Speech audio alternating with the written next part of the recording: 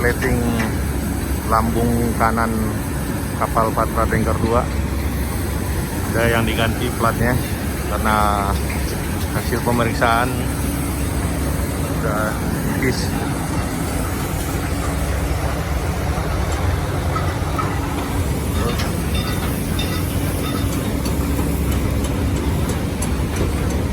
Ini diganti baru,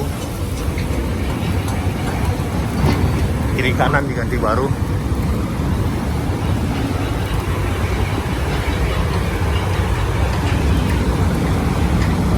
Nah, banyak yang diganti, tiang-tiang.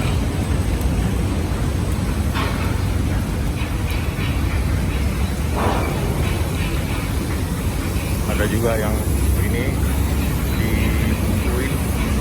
ditutup, yang bocor-bocor yang lalu.